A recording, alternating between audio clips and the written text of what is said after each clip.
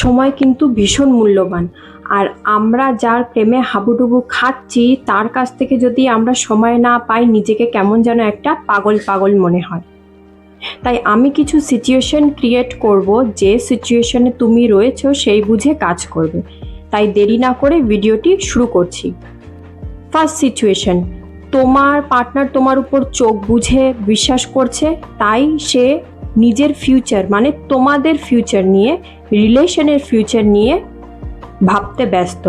তাই হয়তো সে কাজে বিজি আছে, নয় সে স্টাডিতে বিজি আছে। তাই এটা তো ভালো জিনিস, তাই এটাকে আমি পজিটিভ সিচুয়েশন বলছি। কিন্তু তুমি যেহেতু তাকে ভালোবাসছো, তোমাকে সে সময় দিচ্ছে না, তোমার খারাপ লাগাটাই স্বাভাবিক। করণীয় কি? তুমি সে যেরকম ফিউচার নিয়ে ভাবতে ব্যস্ত, তুমিও কিন্তু তোমার ফিউচার নিয়ে ভাবো। এমন কিছু কাজ করো বা স্টাডি করো যেটা তোমার ভবিষ্যৎ উজ্জ্বল করবে। দ্বিতীয় পয়েন্ট, সে রিলেশন নিয়ে যেহেতু সিরিয়াস, তোমার জন্য সে ঠিক একটা সময় বের করবে তোমার সাথে কথা বলার জন্য। তাই তখন যখন সে কথা বলবে তোমার সাথে, তোমাকে কিন্তু তার ইন্টারেস্ট ক্রিয়েট করতে হবে যাতে সে আবার তোমার সাথে কথা বলে। কি করে করবে? তাকে অ্যাপ্রিসিয়েশন দাও, তার প্রশংসা করো, তাকে বোঝাও যে সে কতটা ভালো কাজ করছে। তার কাজের ব্যাপার নিয়ে তুমি তার সাথে কথা বলো, তার স্টাডির টপিক নিয়ে তার সাথে কথা বলো। তাকে জিজ্ঞাসা করো যে ফিউচার নিয়ে তুমি কি ভাবছো, আমাদের সম্পর্ক নিয়ে তুমি কি ভাবছো, তাহলেই তুমি এখানে ক্লিয়ার হয়ে যাবে। তৃতীয় পয়েন্ট, তোমার জীবনে সে ছাড়াও কিন্তু অনেক কিছু রয়েছে করার জন্য। তুমি তাকে যেরকম ইম্পর্টেন্স দিচ্ছ, তোমার বাকি কাজগুলোকেও ঠিক তেমনই ইম্পর্টেন্স দাও। এতে কি হবে? তোমার মাইন্ড ডাইভার্ট থাকবে, সব সময় তার কাছ থেকে সময় পাওয়ার ব্যাপারটা কিন্তু আর থাকবে না। বাকি কাজগুলোকেও সেম ইম্পর্টেন্স দাও। সেলফ লাভ খুব দরকার, সেলফ ডিপেন্ডেন্ট হও।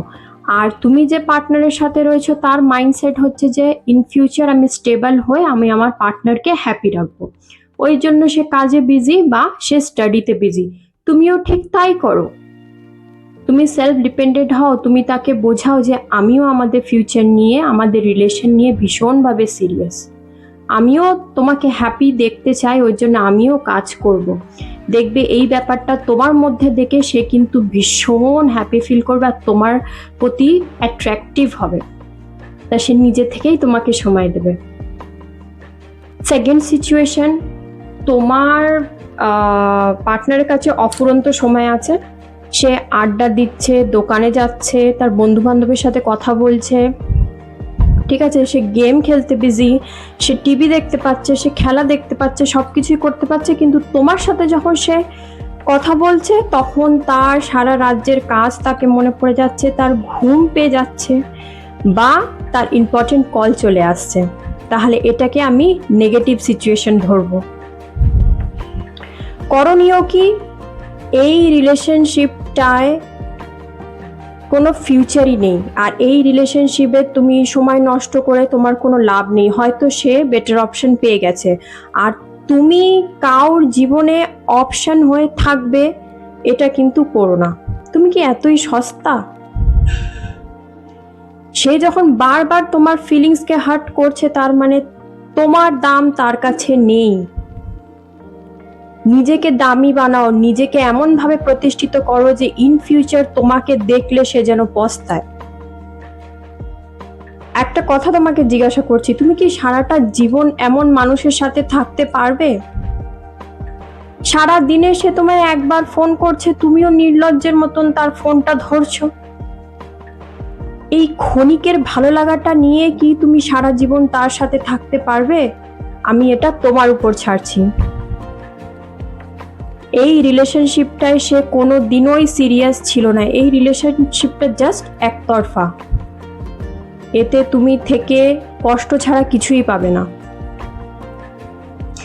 এমন রিলেশনশিপে সময় দিয়ে লাভ নেই। নিজের ফিউচারের উপর ফোকাস করো, নিজেকে স্টেবল করো।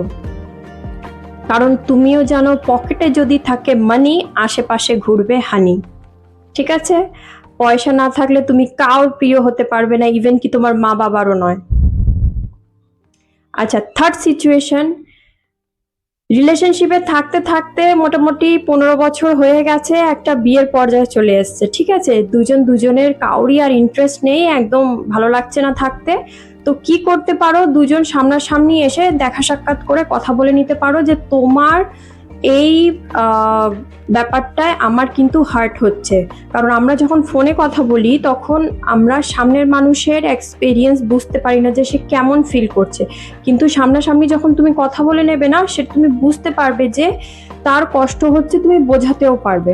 আর কি করতে পারো, নিজেকে আগে যেরকম সাজিয়ে গুজিয়ে তার কাছে প্রিপ্রেজেন্ট করতে, সেরকম করতে পারো।